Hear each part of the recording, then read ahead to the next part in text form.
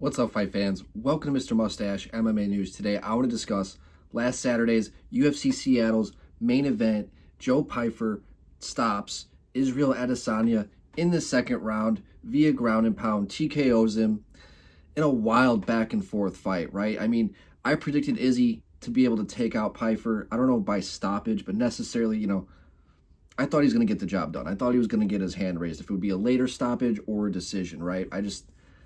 I did not see Pyfer to be well-rounded enough. And early on in this fight, first round, right, we saw vintage Israel Adesanya on his lateral movement, leg kicks. It looked like he was going to put Pyfer away maybe a little bit early. And going into the second round, Izzy smelt blood and kind of threw out what was giving him so much success in the fight and, the distance and not being in that void and not letting, getting into these brawling situations. He smelt blood. He said, fuck it, let's go, let's brawl. Kind of forgetting the power of, what I don't want to say forgetting, but just, I don't know, he just kind of threw away the fucking game plan and what was, what makes him so good. He is not, he doesn't really have the one-shot power that a lot of these guys, especially at 185 have. And paid for it. Led to his demise. Got, I don't remember if he got dropped, but I remember he got cracked against the fence really hard against the nose. But once he got to the ground, he really just had no options. Some people, I thought it was a good stoppage. He really just had no answers. He was taking a beating on the ground and wasn't really showing any, he wasn't really trying to get out of the position, and just taking unnecessary damage. So it was a good stoppage. It was tough to see Izzy go out like that, because I think that if he were to just stay a little bit patient and not go for the, not brawl, I think we would have seen probably a third or fourth round stoppage for Israel Adesanya at that rate. But, props to Joe Pyfer for hanging in there, sticking in there, and not looking for a way out at all throughout the fight. And when Izzy gave him the opportunity, he took it. He made the most of it. As for what's next for Pyfer, Kyle Baralho, I think, would be a really good fight. You could also give Christian Leroy Duncan if you don't really think he's ready for that next step yet.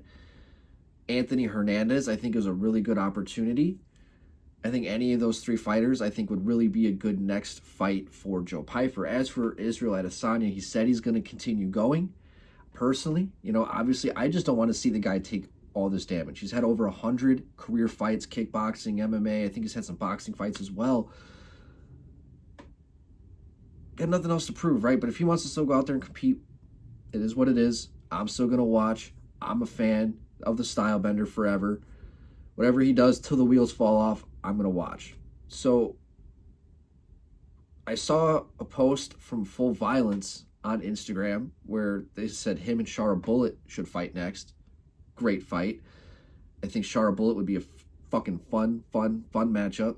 Also, my coworker mentioned, and I know the guy doesn't want to fight at 185 anymore. He wants to be a welterweight, but MVP.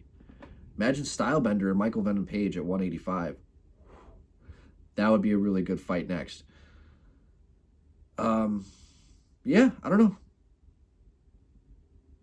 It was kind of, as a fan of Izzy, that was tough to see, but good for Joe Pyfer and capitalizing. Everything after that, everything that Joe Pyfer said after that, I gotta say that guy seems like he's a full fucking sociopath.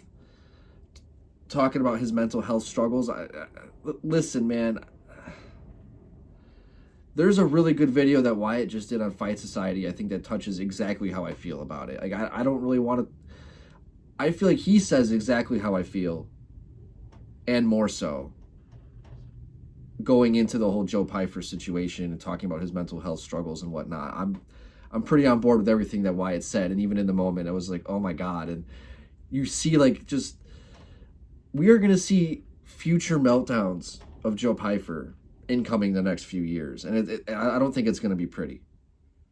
This guy, I think, is like a certified, I don't know about CTE, but bipolar as fuck. And I think that, I guess along with brain damage, CTE, it's only going to progress worse. So I don't know, with the public eye of Joe Pyfer, I'm curious to see how this goes in the future because I did not like what I saw in his post-fight press conference, his thing with Ariel, all of that.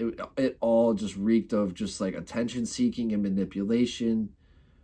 Not a fan of that type of shit, you know, and it takes away from people who really struggle with these types of things and actually really do what they can to kind of put their best foot forward and not use it as an excuse. Yeah, use it as an excuse to kind of manipulate your own situation. But anyways, I don't like talking about that stuff normally. I like to talk about the fight specifically. So, you know, good for Joe on getting the dub. As for Izzy, stick to the game plan.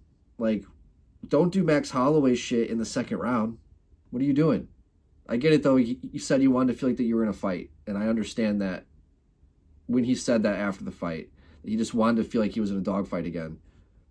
I understood that perspective. So it's like, okay, you wanted to win, but you really also just wanted to go out there and just fucking get hit also, it seemed like. And, you know, hey, I'm not the one out there. So, guys, let me know what you guys think of the fight, of the main event in the comment section. Love to hear your guys' thoughts. That's going to do it for today, guys. Mr. Mustache, MMA News out. Let's fucking go, fight fans.